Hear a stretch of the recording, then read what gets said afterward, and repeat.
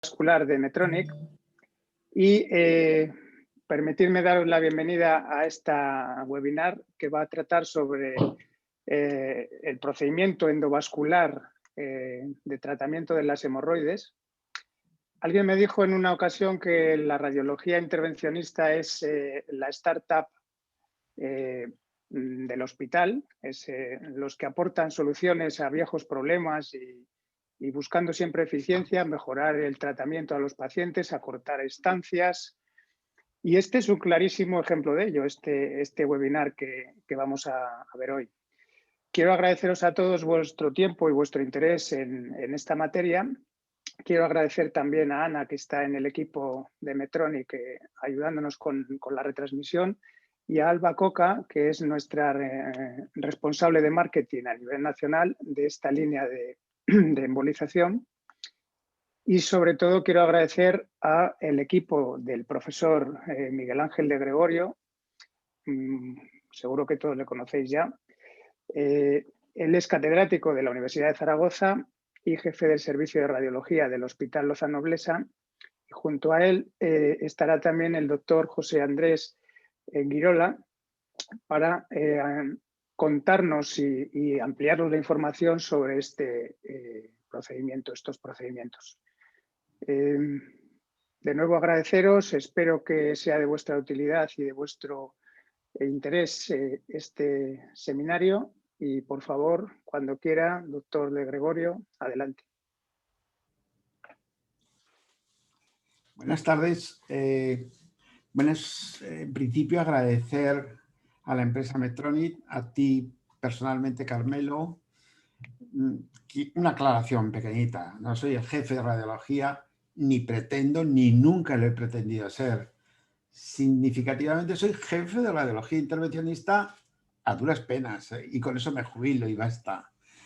Bueno, no sería ningún demérito haber sido jefe de radiología, pero nunca lo he deseado. Eso está claro, ¿de acuerdo? Efectivamente, como bien decía Carmelo, vamos a hacer un seminario. La palabra webinar no me gusta mucho, es un anglicismo que no entiendo bien, que no estoy acostumbrado a él y me suena como raro. Prefiero lo de seminario, charlita, reunión, como queramos llamarle, que tenemos en el castellano muchas palabras que definen perfectamente lo que vamos a hacer ahora. Y hoy vamos a hacer es hablar un ratillo con amigos, con los que estéis conectados en estos momentos, sobre algo que iniciamos hace un tiempo, como año y medio aproximadamente, que es el tratamiento de un problema muy frecuente como son las hemorroides, que afecta y que sufren muchos pacientes de los que nos visitan y que en este caso intentamos aportar algunas pequeñas soluciones. Vamos a intentar hablar de ello y yo creo que intercambiar opiniones con todos vosotros.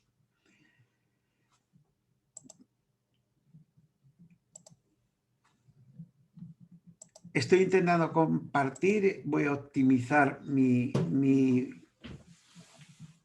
conferencia y aquí veo que me están intentando ayudar porque pensaba que iba a ser un poco más fácil, pues no es tan fácil. Las cosas de la informática y yo estamos un poco reñitas.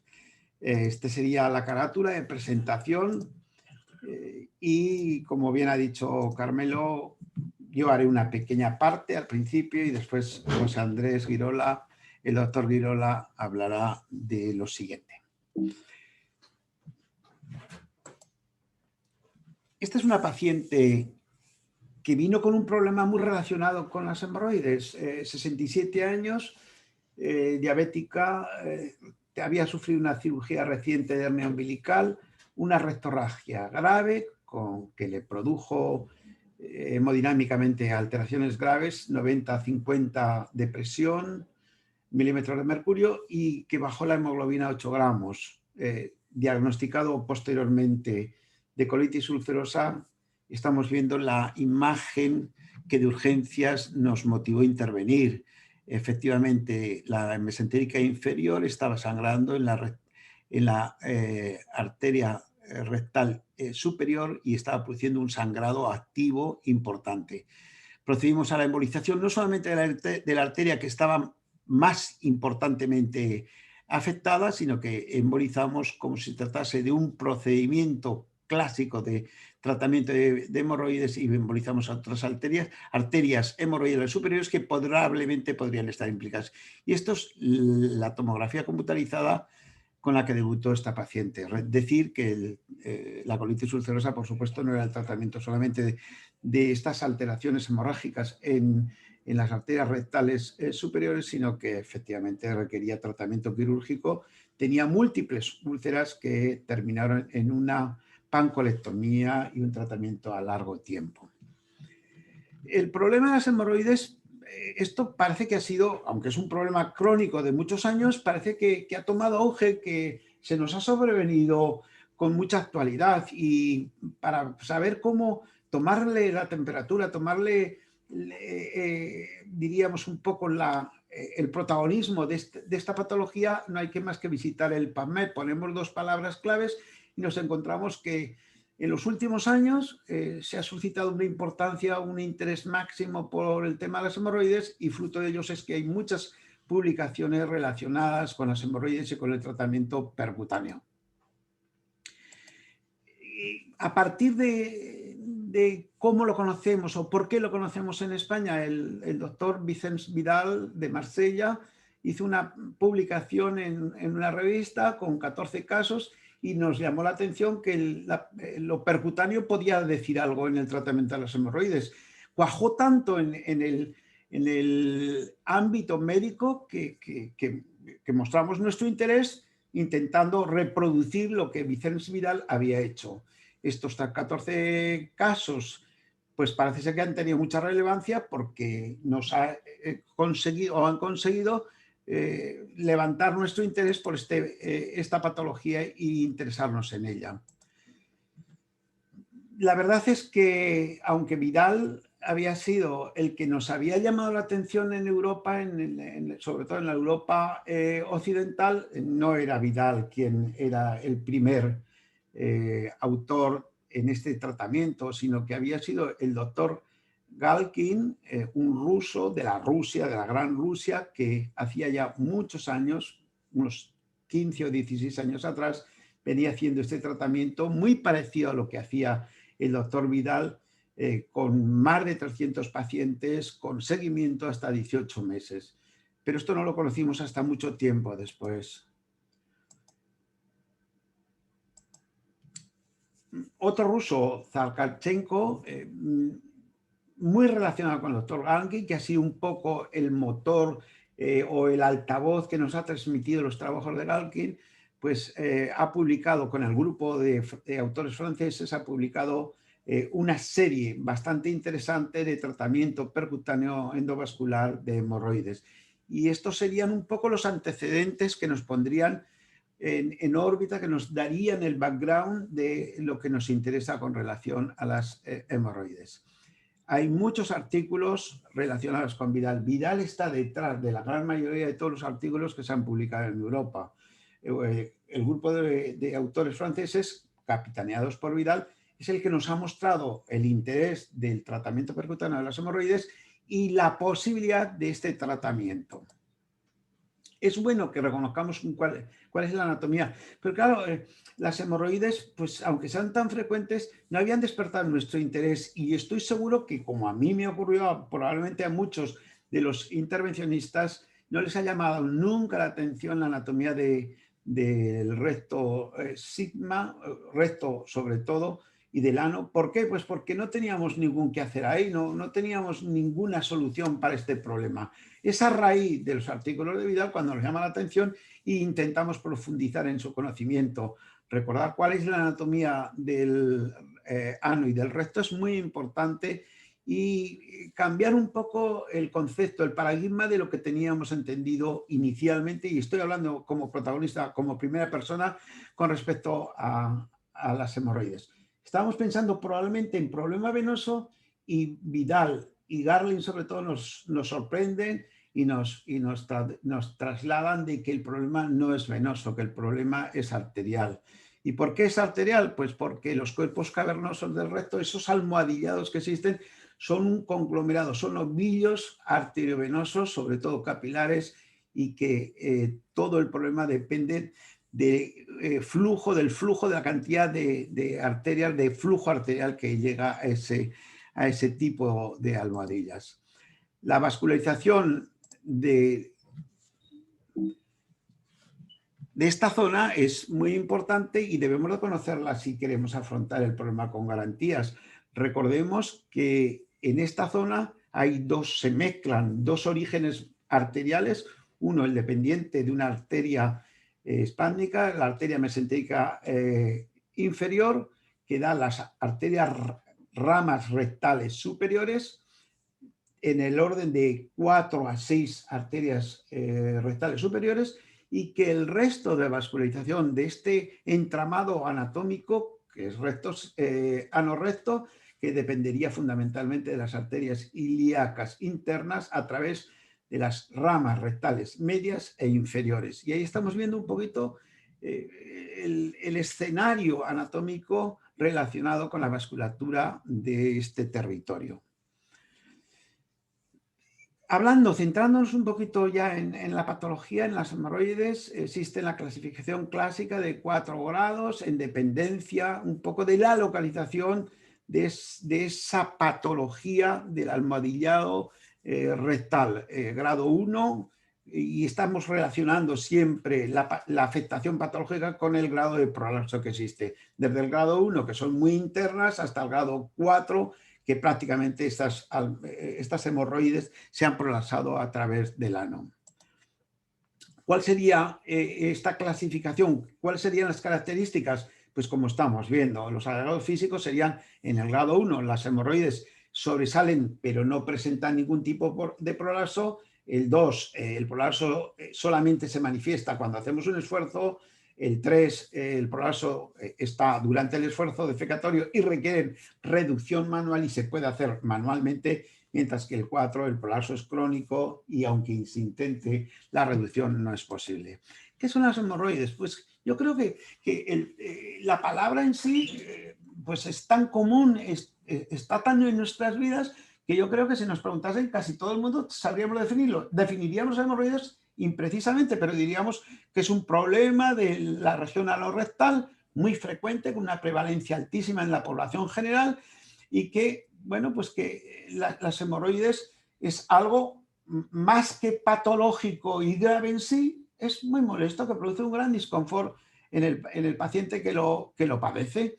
Bueno, decir que las hemorroides en sí pues juegan o desempeñan un papel importante en la función fisiológica y en el control de la defecación. Es importante recordar que en sí la hemorroide no es nada patológico, es la alteración, es la sobredistensión de estas hemorroides, la alteración de estas hemorroides son las que son patológicas.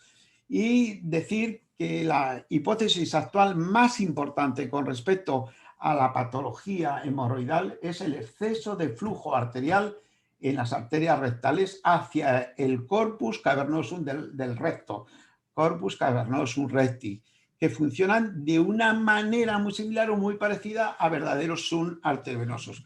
Este trabajo magnífico, del doctor Thompson, en el que hace una primera aproximación clasificatoria sobre cadáveres, sobre todo, nos muestra perfectamente, hablando sobre todo, digo, de arteria mesentérica inferior, hemorroidales superiores, los tipos más clásicos de manifestaciones y grado de manifestaciones de esta clasificación propuesta, como digo, de Thompson. El 40% el tipo 1 hasta el 5% que es el tipo 5. De más frecuente, de más habitual que vamos a ver esa clasificación a menos frecuente. En nuestro trabajo, en nuestra experiencia de, como decimos, desde hace año y medio, hemos visto los 5 grados, pero obviamente el grado 1 ha sido el más frecuentemente observado. Sin embargo, Vidal, en su trabajo, con mucha dedicación a lo largo del tiempo, está trabajando intensamente en el tema, monográficamente casi, de hemorroides.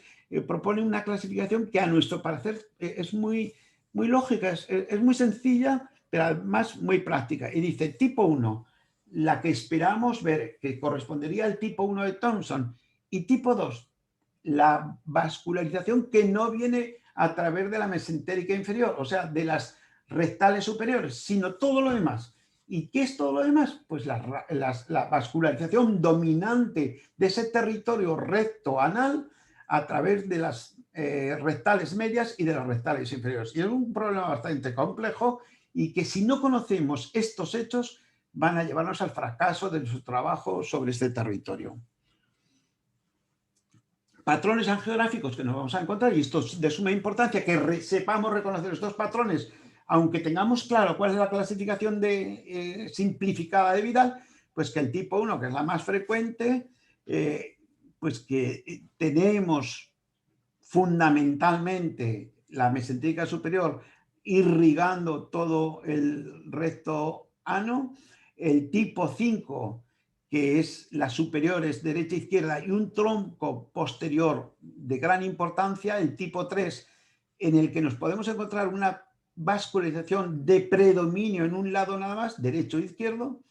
Después, el tipo 4, en el que ya no son la arteria mesentérica superior, las arterias rectales superiores las que dominan, las que irrigan este territorio, sino que son la arteria rectal media, y el tipo 5, en el que predominan es casi exclusivamente las arterias rectales medias como irrigación de este territorio. Interesantísimo el trabajo que realizó el doctor Thiago Wilhelm, que en su estudio, en su recorrido, en el estudio anatómico vascular de la próstata, se decidieron, yo creo, probablemente por sorpresa, decidieron estudiar cuál era la vascularización del recto, del ano recto, y se encontraron con que las arterias rectales eran más frecuentes de lo que pensábamos. Fíjense ustedes, el casi 36% de los estudios que realizaron encontraron arterias rectales medias de una significación importante. No estudiaban patología, simplemente estaban estudiando el hecho anatómico del hallazgo del predominio o de la presencia de arterias rectales medias irrigando esta zona, como vemos en estos esquemas presentados por el doctor Thiago. Interesante artículo que yo recomiendo que se lea a todos aquellos que quieran dedicarse al trabajo o al estudio y tratamiento de las hemorroides. Este artículo muy clásico de Irner lo que nos viene a recordar es que la teoría de que el incremento del flujo arterial es la principal causa fisiopatológica en la génesis de las hemorroides patológicas. Y hace un estudio muy preciso en este artículo en la que nos demuestra incluso por Doppler precisamente el incremento, el aumento del flujo arterial en este territorio como génesis patológico. Por consiguiente, debemos de empezar a ir aclarando hechos. Importantísimo, las varices, las hemorroides no son varices. Las varices, cuando hablamos de varices, estamos hablando del territorio venoso, pues no son varices. Es un compuesto, las hemorroides, un compuesto de arteriolas, vénulas y comunicaciones arteriovenosas que confluyen en esos almohadillados perirrectales, perianales, de una forma anatómica, pero que naturalmente cuando estamos hablando de patología tienen que estar obviamente alterados. Y como decimos, el hecho circunstancial importante, que las hemorroides no es una patología de las venas, no intentemos tratar las venas, sino que es una patología originariamente de las arterias. Originariamente no de las venas, de las arterias. O sea, que existen situaciones similares muy relacionadas, por ejemplo, con la hipertensión portal, que pueden dar con hemorragias, que pueden dar unos cuadros similares, rectorragias importantes, en los cuales el origen va a ser claramente venoso, pero no tienen relación con la sustancia, con el hecho fundamental de lo que es una patología hemorroidal pura. Estábamos hablando de los cuerpos cavernosos del recto, que tienen una importancia vital, porque hay en estos pliegues membranosos mucosos es donde confluyen, por donde fluyen esas pequeñas arteriolas que van a llegar al espacio submucoso anal, y que esos ovillos arteriales y venosos, pero sobre todo arteriales, influidos por lo arterial, cuando se alteran van a producir los sangrados, van a producir las rectorragias importantes. ¿Cuáles son los síntomas importantes en las hemorroides?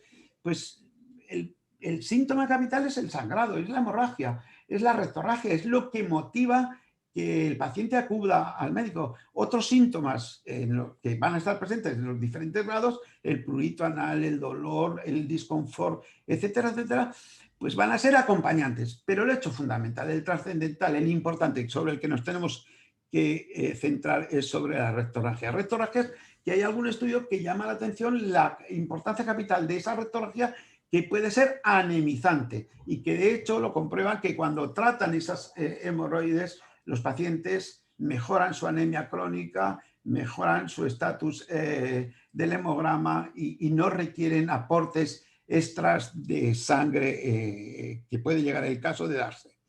¿Cuál es el tratamiento clásico? Pues depende del grado. El grado 1, clásicamente se ha dicho, es un tratamiento conservador, puede haber rectorragia más o menos importante y lo único es que recurren a la escleroterapia si hay sangrado.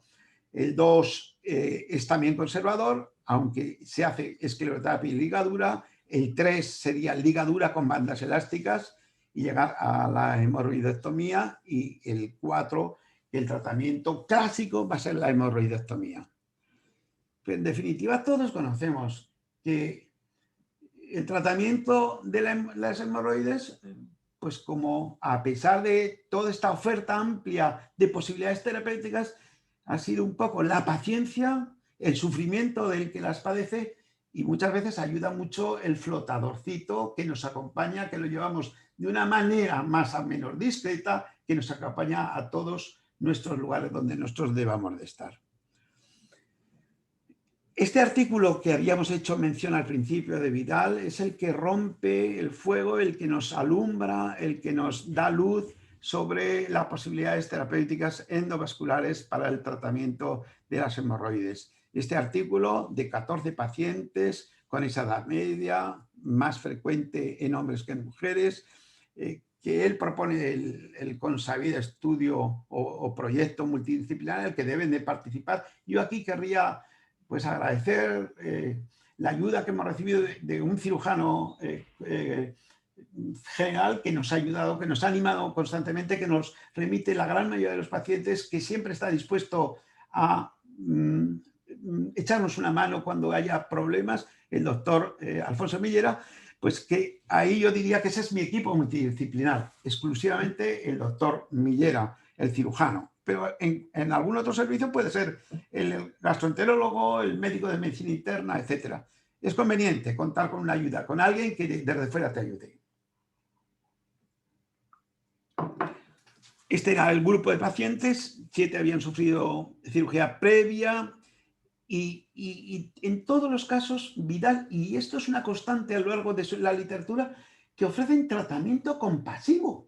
O sea, que no es un tratamiento estándar, no tiene evidencia clínica y por consiguiente estamos ofreciendo un tratamiento compasivo a unos pacientes que han soportado de todo, cirugía, pomadas, tratamientos largos, mucha paciencia, como digo. Bueno, pues yo creo que después de bastante tiempo de convivir con las hemorroides, tratando a nuestros pacientes, creo que sigue siendo todavía un tratamiento compasivo. Hay alteraciones de la coagulación. Cuando hay alteraciones de la coagulación, los síntomas se exacerban, la rectorragia puede ser mucho más importante y el doctor Vidal nos habla de un problema no menor, que es la cantidad de irradiación a la que se meten en esta área a los pacientes que son tratados endovascularmente. La recidiva, el fracaso de este tratamiento a primera vista en estos 14 pacientes, 28%, no es de menos pensar. Interesante este artículo del doctor Tarazov. Estamos en Rusia, seguimos estando en Rusia y el doctor Tarazov se hace el valedor del doctor Galkin y dice que en el año 1992 pues este señor, este médico ruso había tratado a más de 237 pacientes mediante embolización de estas hemorroides por la vía endovascular, fundamentalmente la arteria rectal superior, y que los resultados habían sido de un éxito, yo creo que más que moderado, porque solamente encuentra el 6,5% de recurrencias y el seguimiento es a 18 años. Claro, está en la oscura Rusia, no existe literatura inglesa que podamos corroborar, pero yo creo que si el doctor Tarazov, un intervencionista de prestigio de Rusia, lo afirma, pues yo creo que es creíble. El hecho de que nosotros no hayamos tenido acceso a la literatura en ruso no quiere decir que sea mentira. Yo creo que es muy valorable y estos antecedentes hay que tenerlos en cuenta. Vidal, de alguna manera, tratando de reconocer al doctor Galkin esta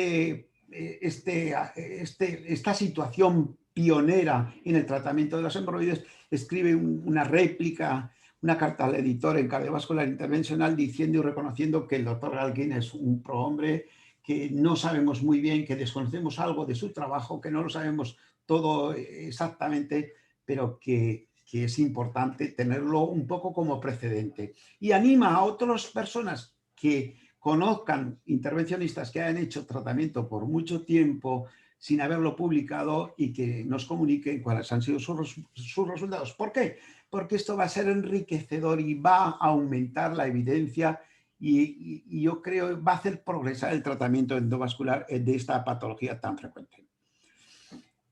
Hay un asunto muy importante. La arteria rectal media sí que sabemos, porque hay algunos atisbos en la literatura de comunicaciones, de casos report, en los que nos dicen que esta arteria rectal media ha dado grandes problemas. Y así muestra este artículo de Sayed en la que dice, pues, más o menos que la angiografía salvó, supuso un alivio de la situación grave que había comprometido incluso la vida de este paciente con hemorragia directamente de la arteria hemorroidal o rectal media. Recordemos que la rectal media no depende de la arteria mesentérica superior, sino que es una rama de la arteria ilíaca interna.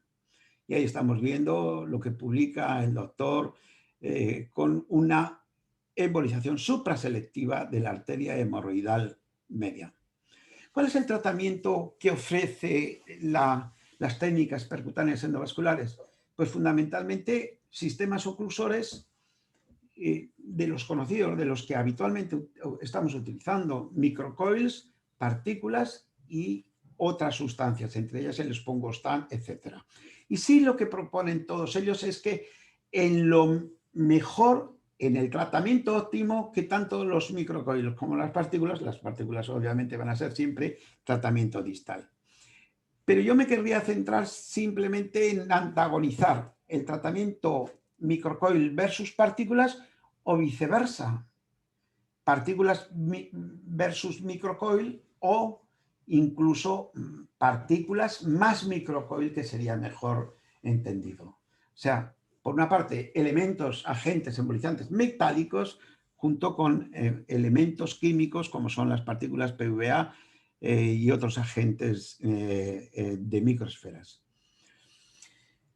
Microcoils tienen sus indicaciones en ramas medias. O sea, si estamos hablando de la arteria rectal superior, tenemos que quedarnos en la antesala de las arterias que bajan por el canal rectal.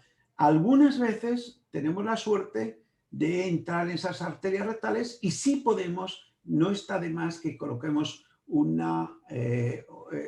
pequeño microcoil, un pequeño alambre que ocluya esas arterias. Teóricamente ese territorio, si no hay comunicaciones hacia arterias rectales inferiores o medias, podrían ser embolizadas con micropartículas. Nuestra experiencia es muy pequeña, todavía nos tiembla un poco la mano cuando decidimos hacer embolización con partículas por la migración que podríamos poner en circulación sistémica o en otros territorios a través de esas colaterales, arteria hemorroidal media y arteria hemorroidal inferior.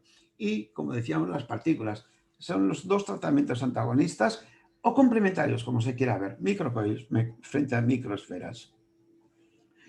No obstante, podríamos atrevernos, y avalados un poco por la literatura, que hay unas sugerencias para cada tipo. El tipo 1, embolización de la izquierda y la derecha, o sea, de las dos ramas, pero no del tronco posterior.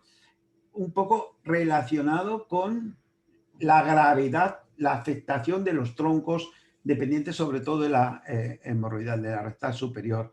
El tipo 2 embolizaríamos los dos, tanto derecha e izquierda como el tronco posterior. El tipo 3 podríamos embolizar las superiores y vigilar o estudiar la hemorroidal media. En el tipo 4, tanto la embolización de las superiores como de las medias, y en la tipo 5 embolizar las dos medias.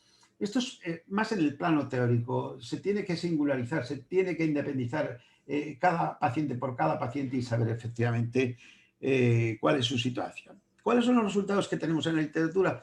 Este ha sido un estudio, prácticamente leernos los artículos que hay en la literatura con respecto a la embolización hemorroidal, y deciros pues, que los resultados, el éxito técnico alcanza cotas muy altas, casi el 100%, el éxito clínico pues, es más moderado. Los resultados desde los mejores, ruso, Galkin 94%, algún chino el 100%, pero los demás, pues más humildemente nos quedamos en la cifra entre 60 o 80%.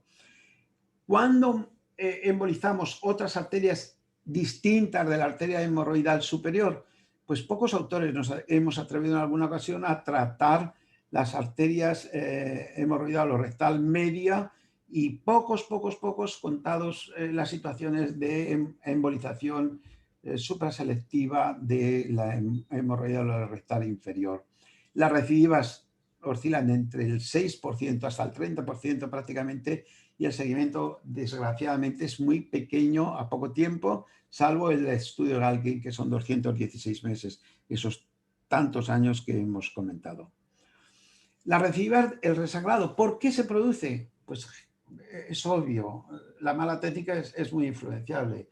Es un procedimiento tedioso, difícil en algunas ocasiones, no es sencillo, tienes que pelear contra el espasmo, contra la trombosis. La mala técnica puede ser la razón por la que fallen nuestros pacientes y se presenten en poco tiempo con resangrados. La embolización es suficiente, no mala técnica, sino que simplemente pensabas que habías hecho una buena embolización, no has estudiado bien las medias, no has estudiado las inferiores, y eso te lleva a un fracaso y a una recidiva. La circulación colaterales de las clásicas por la media y por la inferior, pero otros vasos pueden aportar flujo arterial al territorio anorrectal. Y por supuesto un mal diagnóstico, una mala selección del paciente. No hemos hecho una buena selección del paciente y esto nos puede llevar al fracaso. Bien, esta es la clásica imagen que nos vamos a encontrar, que nos gusta encontrarnos para saber que nuestros resultados pueden tener visor de tener o de alcanzar unos resultados satisfactorios. Una arteria hemorroidal superior, dependiente de la mesentérica inferior, que da 4 o 5 ramas y que, por supuesto, repito la imagen, en algún momento pensamos, no, estamos seguros de que tiene comunicaciones con la hemorroidal media, que nos dan incluso visión de la ilíaca e inferior. Lo clásico, los trucos, y si tenemos que dar algún consejo, es que seamos rigurosos en estudiar todas las posibilidades anatómicas. Lo lógico sería que le perdamos un poco el respeto o el miedo, con cautela naturalmente, para en el caso de que existan aportes importantes a través de la hemorroidal media o de la inferior, seamos capaces de cerrarlas si queremos tener unos resultados satisfactorios. Y como mensaje, para que nos podamos llevar un poco de tranquilidad a casa, pues decir que importante, la selección del paciente. Nuestros pacientes tienen que tener un problema grave, importante, recidivante, crónico, y si han fracasado otros tratamientos, pues más mejor, porque nuestras posibilidades de éxito de quedar mejor con el paciente, que puede caer en la depresión si fracasamos nosotros, esto es importante. Los procedimientos tenemos que tender a que sean ambulatorios. En nuestro caso, los pacientes no ingresan, sino que los tenemos un par de horas en nuestra unidad y se marchan a casa. Estamos en estos momentos por la anatomía, por la estrategia perfecta que ofrece esta patología, la arteria mesentérica inferior, el que tengamos que recurrir a las dos ilíacas, el acceso radial o braquial es excelente, es magnífico, es una muy buena idea. Recordad que la embolización debe ser distal para que sea efectiva. Hay que seguir a los pacientes a los que tú les estás ofreciendo un poco de esperanza en mucha desazón de muchos años. Tú tienes que ofrecerles que al mes siguiente los vas a ver y que les tiendes la mano para que estarás ahí si es éxito el resultado, o si no es tan bueno el resultado, que tienes que hacer un retoque. Encuestas de calidad, ahí es la verdad, tienen que ser encuestas, yo creo que validadas. El light quality es muy importante para que ganemos en evidencia en este procedimiento y que pase de ser un procedimiento pues así de compasión a que sea un procedimiento que compita en la elección. Es muy importante en los registros multicéntricos que tengamos muchos casos con muchos centros, con muchos operadores que puedan remitir su casuística para que engorde, para que se asiente, para que crezca la evidencia. Es importante también que nuestros estudios los sometamos al criterio de la literatura mundial, el Clinical Trial Gov o otros similares en los que esté evidente cuáles son los progresos, cómo estamos introduciendo nuestros pacientes y cuál va a ser los resultados a medio y largo plazo. Y por supuesto, claro, los estudios randomizados. Los estudios randomizados para saber cuál es la mejor terapéutica. Estábamos hablando de diversos agentes, herramientas, pues los estudios randomizados son los que ponen los puntos sobre las IES. Y ya en las conclusiones, pues importante recibir, atender a los pacientes. Si los pacientes no nos llegan, de mala manera les podemos ofrecer el paciente. Entonces, lo del equipo multidisciplinar pues se quedará un poco en el aire. El intervencionista tiene que aproximarse a los pacientes, tiene que acercarse a la patología y ofrecer sus servicios y decirle, somos posibles, nosotros podemos hacerlo y podemos hacer algo por ustedes. Claro, esto es difícil ponerlo a la práctica. Es muy fácil que yo lo diga aquí, pero es muy difícil hacerlo, ir a los centros de salud, contar a los médicos de familia que esto es posible y que esto se puede hacer. Indispensable tener un proyecto, un plan estratégico con estos pacientes. No es cuestión de jugar, voy a estar un rato con los pacientes y mañana me olvidaré de ello, no. Y tenemos que tener un proyecto y tenemos que creer además en nuestro proyecto. Es un tratamiento por el momento compasivo, pero nuestro objetivo, nuestro proyecto probablemente sería que este tratamiento compita con otros buenos tratamientos que hay en el mercado. Es indispensable, la anatomía es fundamental. Era un territorio que estaba muy olvidado, estaba muy abajo, ¿verdad? Y casi no nos acordábamos de él. Bueno, pues que tiene su anatomía y tiene su intríngulis, procurar que los procedimientos sean ambulatorios. Tenemos que competir con las mismas reglas de juego de los demás. El paciente se marcha a su casa. Buen control del dolor y el disconfort. Durante la exploración nuestros pacientes se quejan más que de dolor, de disconfort. Ganas de defecación, el paciente se encuentra un poco regular. Bien, pues en ese caso hay que ofrecerle un poco pues, de alivio de ese disconfort. Seguimiento propio y responsabilizarse del paciente. Aquí no vale lo del equipo multidisciplinar. Tú tienes que sufrir las consecuencias. Tú tienes que ponerle cara cuando te venga y te diga, doctor, estoy igual que el primer día, sigo sangrando. Pues tienes que aguantar la cara y decirle, pues mire, pues... Y después, lo que decíamos, intentar los estudios multicéntricos para disponer de Ns grandes, que tengamos fuerza, que tengamos una base de un asiento de evidencia lo más grande posible. Y este es el multicéntrico. Tenemos que acostumbrarnos a trabajar en grupos, a trabajar los más posibles para que tengamos Ns importantes. Y tres cositas de final.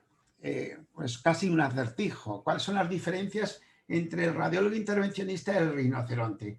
Pues en mi caso, que no puede ser, aunque es posible que no todos los casos sean posibles, pues que unos tienen la piel dura, son, bueno, un poco excitables y se echan todo a las espaldas. Y esos es difícil saber quiénes son, o los rinocerontes o los intervencionistas. Simplemente para aclararlo, decir que los otros viven en África.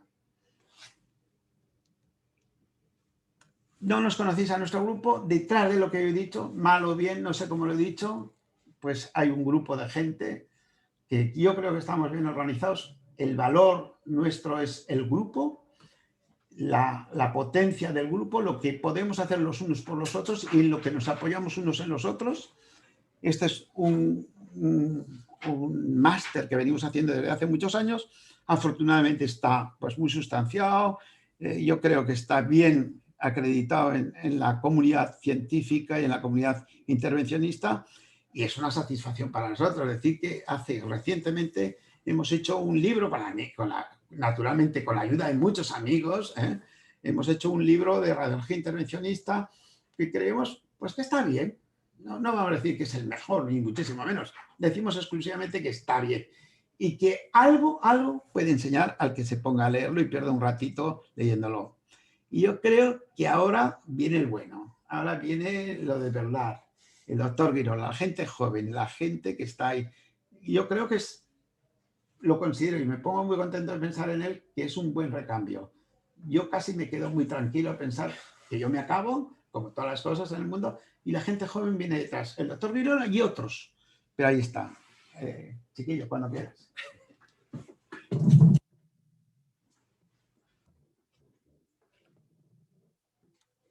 Bueno, muchas gracias al profesor de Gregorio. No sé cómo estamos, si tenemos algunas preguntas. Veo que tenemos a varios participantes. Muchas gracias por la reunión a Medtronic.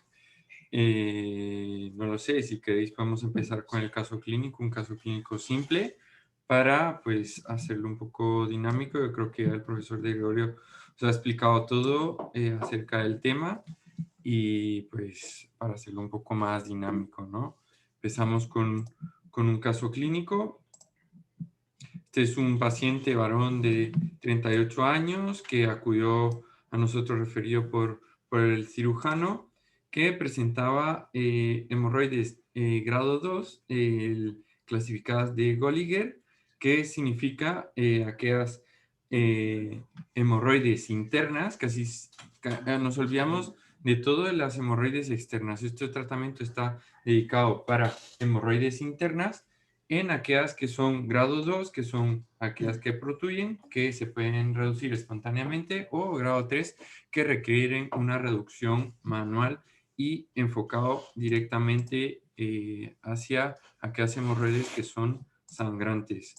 Por eso utilizamos antes en la consulta, pues le decimos que venga al paciente, le hacemos una valoración médica informativa, le explicamos al paciente que es un nuevo procedimiento que estamos realizando, que es mínimamente invasivo, que evitará tener un ingreso prolongado, que lo hacemos en un día, y en aquellos casos que tienen un sangrado. Para esos sangrados utilizamos este tipo de escalas, scores de sangrado. En este caso era un paciente que sangraba por lo menos cada 3 días, que tenía una anemia, que sangraba casi siempre cuando iba al baño, no solo a limpiarse, y que tenía una anemia, pero que no había necesitado transfusiones sanguíneas, con moderado disconfort.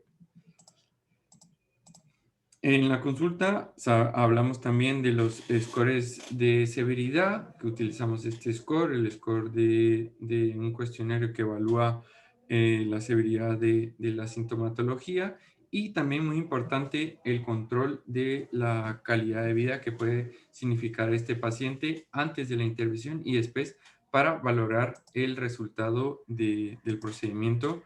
En todos los pacientes hacemos una valoración de acceso radial izquierdo, y para ello utilizamos pues la valoración de Barbeau, que es la oclusión de ambas arterias, arteria cubital y radial, y abrimos la arteria cubital y vemos que todo el arco palmar esté funcional dependiendo de la arteria cubital, valorándolo mediante pulsioximetría en el primer dedo de dicha mano. El tipo A, pues es aquella que al realizar la compresión radial tenemos la curva y después de 2 minutos la curva no disminuye. Al tipo B, pues lo mismo, tenemos la curva que puede disminuir un poco y que luego a los 2 minutos recupera. El tipo C, que no recupera y luego a los 2 minutos recupera un poco, y el tipo D, que nunca recupera. Sería no indicado utilizar este tipo de acceso cuando sería el tipo D. En algunos casos se podría realizar de dicha manera. Y también hacer una valoración ecográfica donde valoramos el diámetro y podemos utilizar un diámetros entre 1,8 y 2 milímetros para poder utilizar introductores de 5 French. También utilizamos este tipo de checklist adaptados de CIRSE, donde valoramos todas las comorbilidades, alergias, medicación habitual y planificamos el procedimiento. En este caso, pues hacemos el abordaje radial izquierdo, tenemos un acceso anterógrado hacia la arteria mesentérica inferior y canalizamos la arteria hemorroidal superior. Como podéis ver en las imágenes, esta es una clasificación normal de las arterias hemorroidales y en este caso el paciente pues presentaba esta configuración.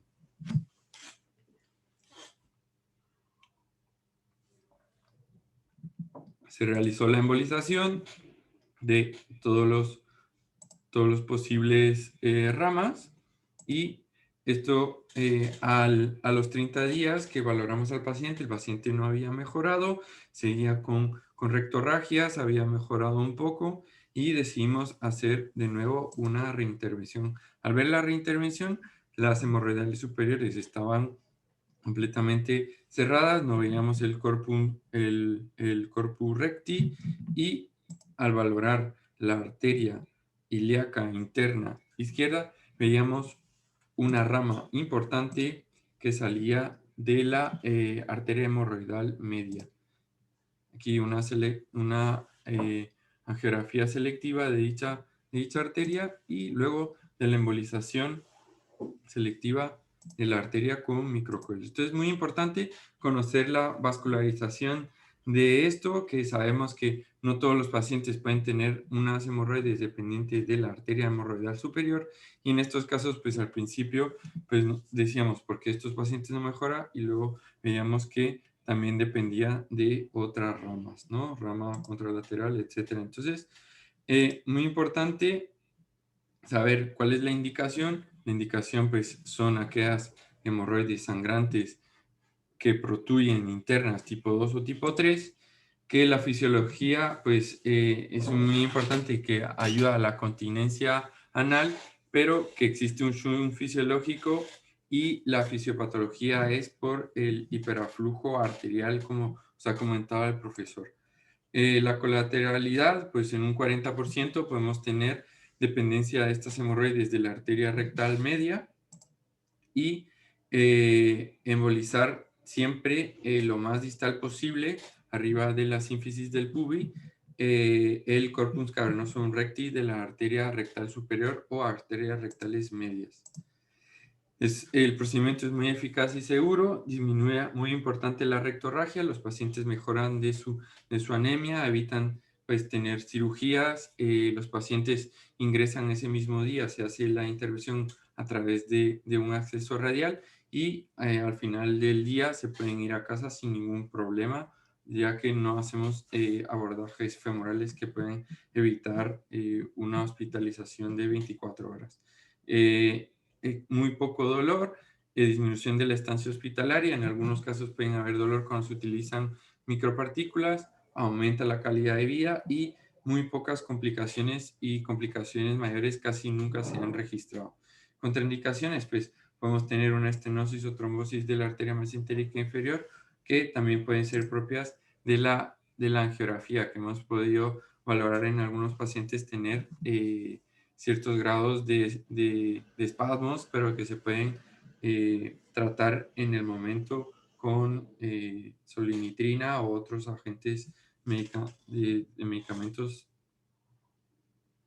intravasculares. Entonces, es muy importante la evaluación preoperatoria, el seguimiento en la consulta, escalas validadas siempre, escalas de disconfort, de sangrado y es muy importante, como ha dicho el profesor, estudios prospectivos y ensayos clínicos aleatorizados. Entonces, ahora os voy a enseñar un vídeo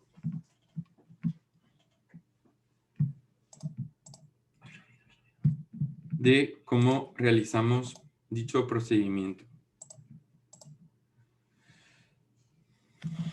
Esto fue grabado en nuestro angiógrafo.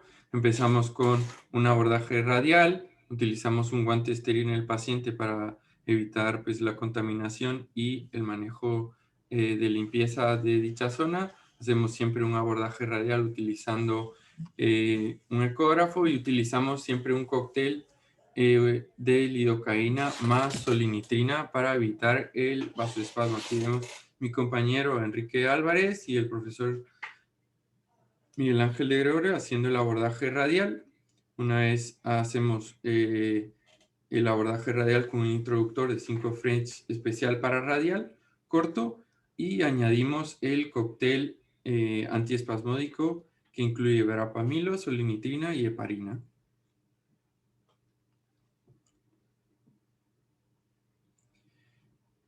Fijamos bien la zona.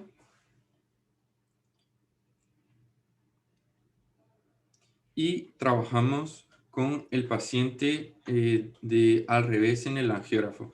Empezamos el abordaje utilizando un catéter multipropósito de 125 con una guía hidrofílica y selectivizamos rápidamente la arteria mesentérica inferior y las arterias rectales superiores. A través de este catéter, pues podemos hacer la angiografía para determinar qué tipo de anatomía tiene y las colaterales que pueden tener en dichos pacientes. Hacemos el roadmap para poder hacer la embolización de una manera más rápida y selectiva. Utilizamos un microcatéter. Microcatéteres de 150 de largo y 2,7 French de diámetro. E intentamos selectivizar lo más distal posible. Utilizamos los microcoils, en este caso microcoils de Medtronic, compatibles con el microcatéter. Y aquí está la forma de embolizar con microcoils. El resultado final, pues lo más importante es evitar ver en el control angiográfico el corpus recti final que se encontraría en el canal anal. Normalmente se suele embolizar los 4 ejes, que serían la porción anterior y el tronco posterior. Como os he comentado, lo más distal posible. Es ver aquí, angiografía, una hemorroide bastante grande en el lado izquierdo del paciente. De nuevo el microcoil. Lo ajustamos específicamente al diámetro. Utilizamos diámetros entre 3, 4, 5 milímetros de diámetro del coil y las longitudes que deseamos para poder embolizarlo de manera efectiva. Control final.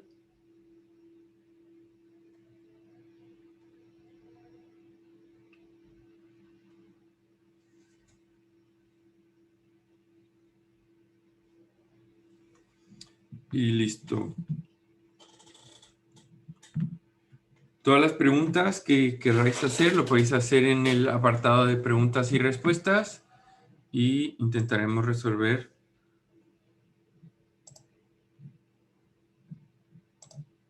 todas las preguntas que tengáis. Muchas gracias por vuestra atención. Un momento, solo os voy a mencionar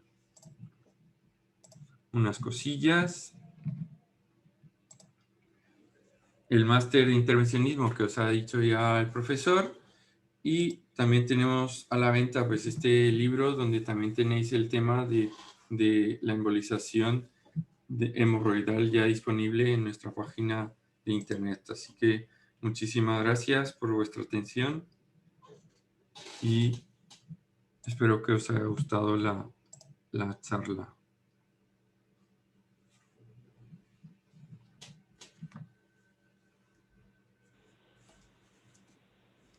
Pues estupenda presentación, enhorabuena por ello, por vuestro trabajo. Y bueno, veo que hay una serie de preguntas que quizás Alba nos puede guiar o tenía algo que decir también. Sí, si os parece voy leyendo las preguntas que han ido planteando en el chat. La primera pregunta es la indicación final, si son pacientes con complicaciones, con recidivas, intervenidos o pacientes con hemorroides sintomáticas sin que se haya realizado tratamiento quirúrgico previo, sin complicaciones. Bien, la indicación, el de todo, o sea, nos vamos a encontrar en la práctica diaria. ¿Cuáles son los pacientes que acuden a nosotros? Hay pacientes de primera intención que acuden, han oído hablar de nuestro tratamiento, es sugerido por nuestro colaborador, nuestro colega y amigo, el doctor Millera, y entonces nos lo remite desde la consulta de medicina o de cirugía ambulatoria y nos lo remite para tratamientos sin haber tenido previamente un tratamiento agresivo. Entendiendo por tratamiento agresivo, pues que sí que ha llevado pomadas, que ha llevado tratamiento médico, farmacológico, pero no cirugía u otros similares. Y también hay pacientes que han sido sometidos a cirugía, que han fracasado, y en ese caso, pues recurren como una posibilidad más, dado el fracaso de ese inicial tratamiento. O sea que la indicación serían ambos, de inicio, de primera intención, o pacientes que han sido sometidos a otros tratamientos y que han fracasado. Todo el mundo es conocedor de que cuando existen muchas alternativas terapéuticas, significa que no hay ninguna que sea la óptima. La cirugía fracasa, hay algunos pacientes que les va bien, pero hay otros, muchos, otros tantos que les va mal, y otras alternativas como el láser, la radiofrecuencia, etcétera, pues también pueden ir mal. A esos pacientes se les puede ofrecer una posibilidad de tratamiento, pero también pacientes, como decía, de inicio, que vienen como primer tratamiento, como primera acción terapéutica. El endpoint, También el endpoint importante que es disminuir el flujo directamente al corpus recti para evitar pues, el sangrado de estos pacientes, que es el síntoma habitual. Capital. Sí. Sí, también nos preguntan tácticas y estrategias para evitar embolización de colaterales e isquemia intestinal. Así, después matizará cosas el doctor Guirola, pero decir que no hemos tenido ningún caso de isquemia en ninguno. Sin embargo, fíjense, en el tratamiento de próstata, y así lo tenemos comunicado, escrito en un artículo, tuvimos una rectitis isquémica por embolización accidental en la próstata. En estos casos hemos embolizado arteria mesentérica superior en las ramas rectales superiores, hemos embolizado rectales medias e incluso en algún caso muy reticente al tratamiento hemorroidales inferiores. Y en ningún caso endoscópicamente o clínicamente hemos visto manifestaciones isquémicas. Es muy importante utilizar el material de embolización. Estamos utilizando microcoils, que es una embolización proximal. Perdón, sí, bueno, proximal sería, ¿no? Proximal distal. Evitamos pues una embolización muy distal, ya como sería la utilización de micropartículas.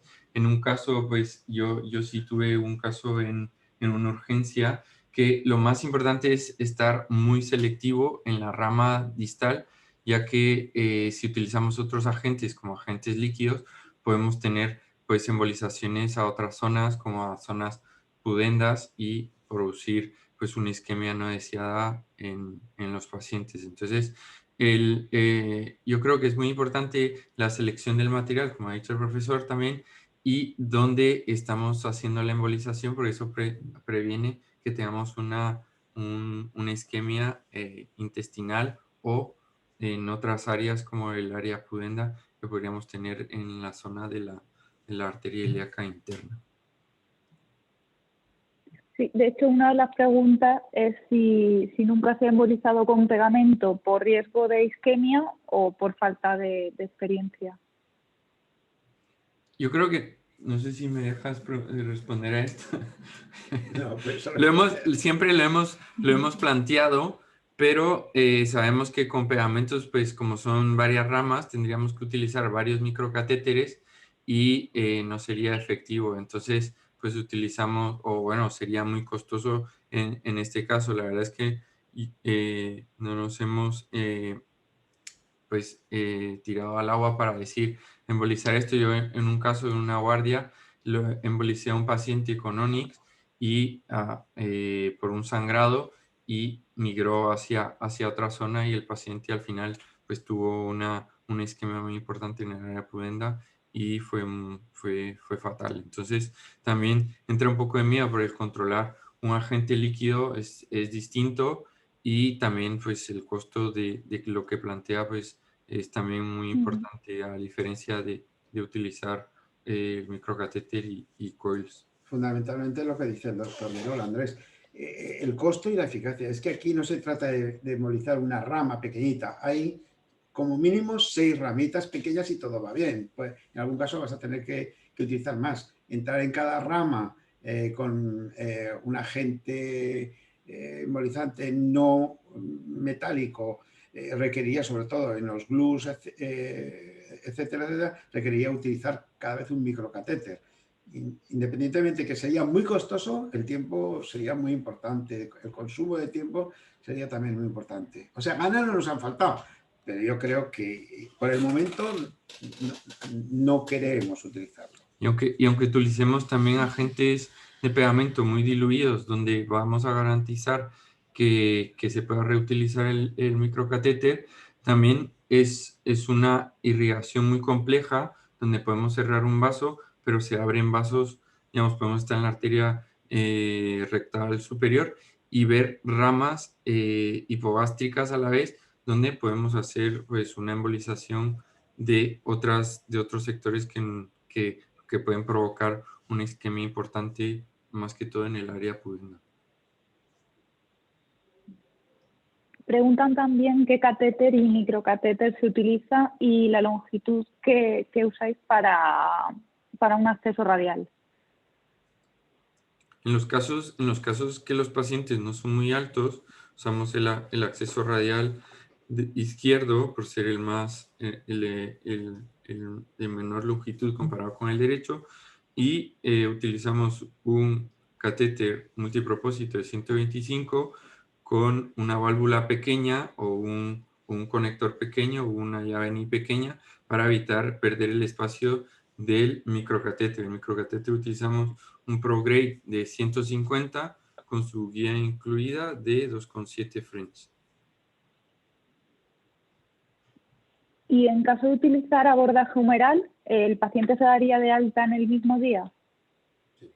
Sí, sin ningún problema. Hacemos una compresión, estamos vigilando al paciente, son abordajes de 5 French y lo utilizamos en muy pocos casos. En casos donde vemos que es un paciente que es muy alto, pues utilizamos el abordaje braquial, pero casi todos es un abordaje radial.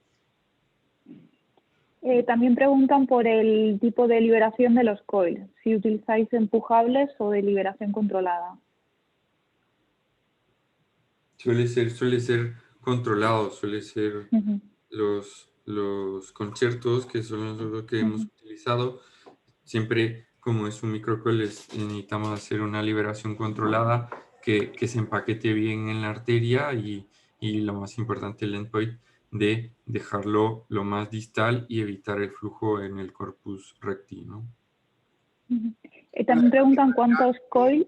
A la pregunta, Alba, de liberación controlada o empujables, yo diría que siempre lo deseable es controlada y la gran mayoría de los dispositivos del material que tenemos en este calibre en microcoil van a ser controlados. O sea que el mercado nos ofrece siempre posibilidades de utilizar algo controlado. Y es lo que aconsejamos, que sean controlados para hacer un buen empaquetamiento de las pequeñas arterias, lo más distal posible. Hay a veces que tienen mucha suerte, te metes en prácticamente distal hasta el canal rectal. Otras veces te tienes que conformar y quedarte detrás del pubis o en los aledaños del pubis.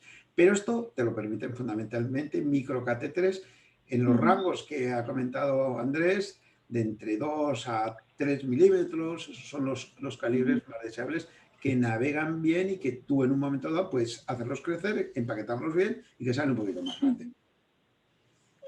Perfecto.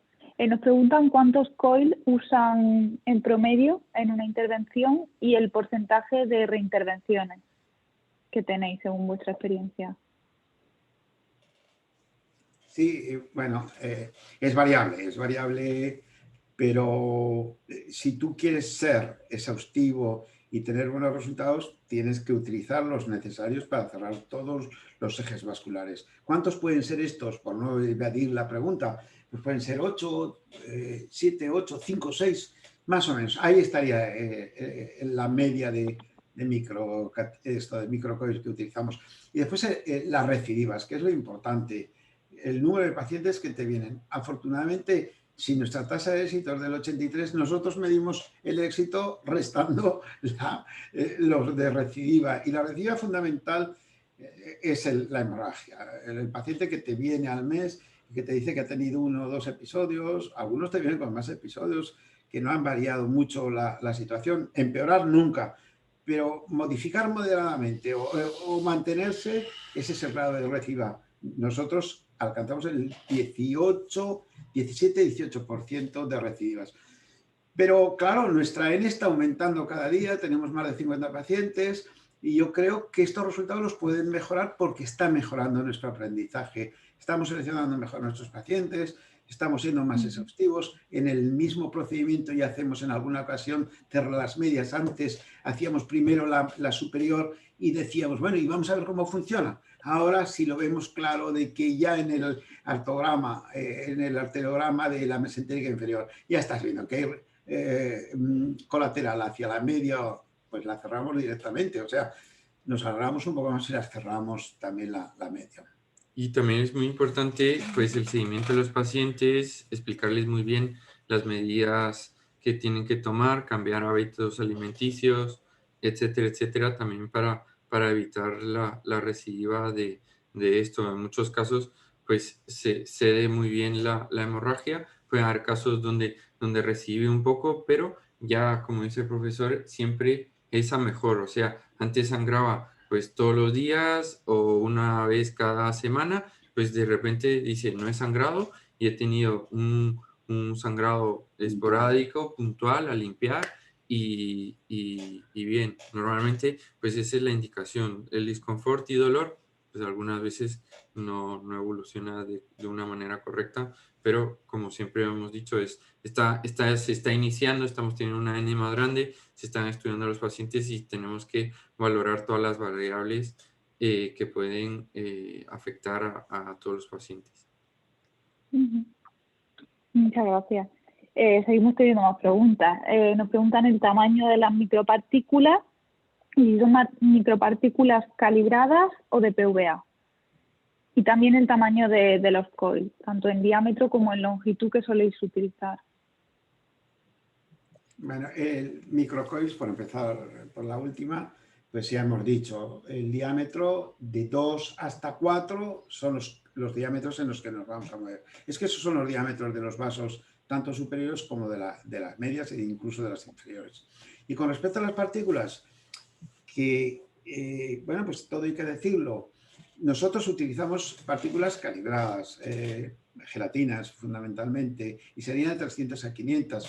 ¿Y por qué? Pues porque eso es lo que dice la literatura, pero quiero decir que nuestro amigo ruso pues, utilizó en 300 y pico pacientes Aivalon, partículas PVA no calibradas, irregulares, de lo más baratito que se podía encontrar, y los resultados, al parecer, lo que le teníamos que creer, fueron magníficos. O sea, que la irregularidad, el tipo de micropartícula sí que coincidían en los 300-500 micras, pero el tipo de partícula que se utiliza, pues al parecer, digo, pues el irregular, el no calibrado, como es el Aivalon, hasta el calibrado y de gelatina, pues es bueno. También lo más importante de esto es, estamos haciendo una terapia alternativa a la cirugía y pues el utilizar directamente desde un principio micropartículas, pues no está recomendado del todo por asociaciones a más complicaciones y embolizaciones a otros, y digamos que es compasivo, a otros territorios. Entonces, si queremos hacer este procedimiento, pues tenemos que disminuir muchísimamente las complicaciones porque si no, no se van a referir a los pacientes hacia nosotros para poder hacer este tratamiento. Entonces, de momento, nosotros hemos hecho pocos casos con partículas, siempre combinado, etcétera, pero casi siempre decidimos pues hacer embolización con coils y los coils, como ha dicho el profesor, pues esos diámetros, y si se pueden conseguir longitudes más grandes, pues es lo ideal. Ahorramos pues eso, en vez de utilizar varios coils, un coil y se cierra completamente. También el tipo de coil es muy importante, aquellos coils que son más soft, que le llaman, que se compactan mejores, que hacen un cierre más importante, pues es lo ideal, ¿no? Perfecto. ¿Siempre hacéis un angiotac previo? ¿O no es necesario si ya son conocidas? Casi nunca, nunca. Bueno, claro, pues un trabajo interesante que hemos comentado de Thiago Virgen, pues es que ellos propugnan antes de la embolización prostática hacer un escáner. Y es obvio que el escáner dio lugar a un conocimiento interesantísimo, nos ha venido muy bien. Pero yo creo que hay que ser comedido con el gasto y sobre todo con otra cosa que es más importante, de irradiación. El escáner es una fuente de irradiación que si no está justificada podemos evitarlo, debemos de evitar. Salvo que aportase algo muy importante en eficacia, en seguridad, etcétera, pues yo no la recomendaría. Perfecto. También nos preguntan el tipo de sedación, si está el anestesista presente o si hacéis vosotros la sedación, y luego qué pautáis una vez que se le da el alta al cliente y al paciente y el control post procedimiento. Es un procedimiento que no le genera mucho desconfort al paciente. Como había mencionado, profesor, algunas veces da un poco de desconfort rectal de tenesmo durante el procedimiento, en aquellos casos donde hay un poco de espasmo, pero normalmente se maneja con analgésicos habituales sin necesitar una sedación importante de ningún tipo. Es un acceso radial. El acceso radial es muy cómodo para los pacientes. Todos los pacientes, si le dices por dónde quieres tener el acceso, siempre te dirán, yo por el brazo otra vez, doctor, porque es muy cómodo para ellos. Y el manejo, pues, no suele ser doloroso en el sentido después de la embolización. Anestesista. No utilizamos anestesia o del servicio de anestesia, y se puede ir a casa el mismo día con analgesia habitual. La mayoría de pacientes no se quejan de dolor cuando utilizamos coils. En algunos casos puede haber un poco de molestias al utilizar pues, micropartículas, pero en ninguno de los casos ha habido un manejo específico del dolor de estos pacientes. Perfecto, pues no sé si hay alguien que tenga alguna pregunta más. Alba, por terminar la pregunta, eso sí que somos, yo creo que lo he recordado y he hecho un poco de énfasis. El seguimiento, dar la cara al paciente y saber cómo van las cosas, porque eso realimenta nuestro conocimiento. Saber de primera mano, no que te lo cuente nadie, darle el sustento médico y muchas veces de confort. Estos pacientes llevan mucho tiempo sufriendo, han sufrido socialmente en su cuerpo, pues pacientes que tienen una vida social recordada porque no podían ir a muchos sitios, porque tenían pues esos accidentes de hemorragias más inoportunas que satisfactorias. Entonces, estos pacientes necesitan un poco de apoyo psicológico. El apoyo psicológico se lo tienes que dar tú y les tienes que animar, sobre todo en los casos que peor han ido.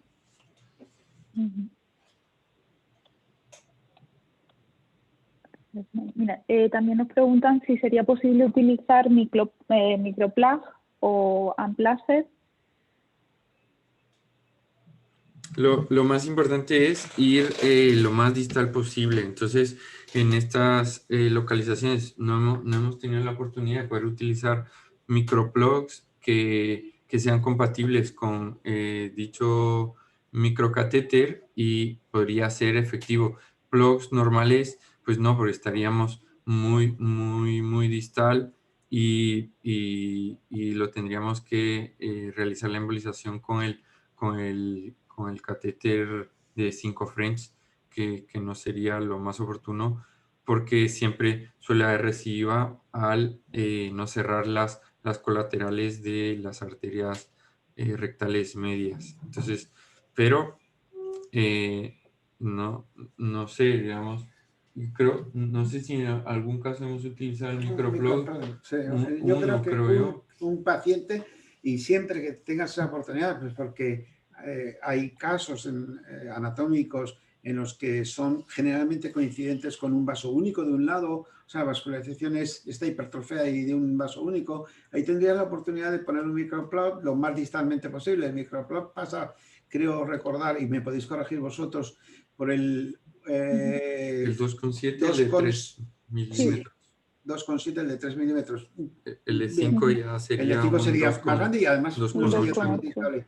Pero bueno, en ese caso que tú tienes la oportunidad, que la arteria está hipertrofiada y que te puedes bajar bien abajo hasta el canal rectal, pues yo creo que sí que sería, y además, pues coste-beneficio sería igual que el del el microcoil, pero tiene que darse esas circunstancias.